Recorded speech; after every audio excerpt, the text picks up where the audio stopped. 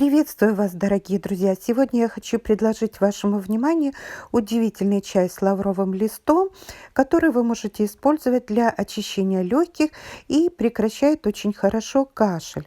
Дело в том, что ингредиенты, которые мы будем использовать, хорошо усиливают иммунитет, очищают лимфосистему, улучшают кровообращение и хорошо справляется с простудой.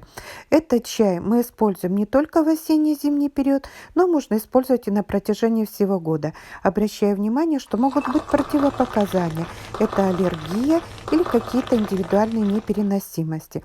Итак, дорогие друзья, рецепт очень простой. Мы берем 2,5 литра воды, берем 6-8 листиков, лавровых листиков, разламываем, бросаем в эту воду и кипятим.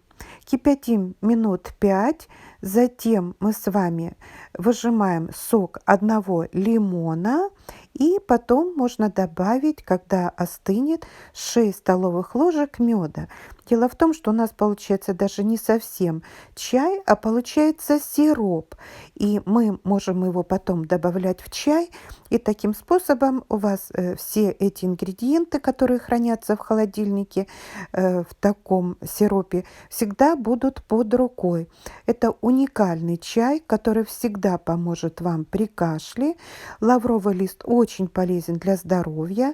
Он очищает, успокаивает легкие. Он также благотворно влияет на нервную систему. Если у вас есть проблемы с бессонницей, этот чай надо пить в первой половине дня. Имеет много других преимуществ. Помимо лаврового листа, в чай мы добавляем имбирь, который тоже очень полезен и согревает, и является сильнейшим иммуностимулятором.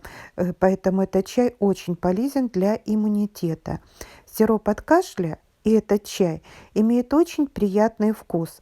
То есть вы можете на одну чашку потом тепло-горячей воды добавить этого сиропа по вкусу 1-2 ложки и пить на протяжении дня. Это будет очень полезно, согревающе. И поверьте мне, кашель очень быстро успокоится. Этот сироп из лаврового листа, меда и лимона хорошо и при ангине, при всех заболеваниях лор-болезнях, согревающий очень хорошо, при насморке, при первых признаках простуды.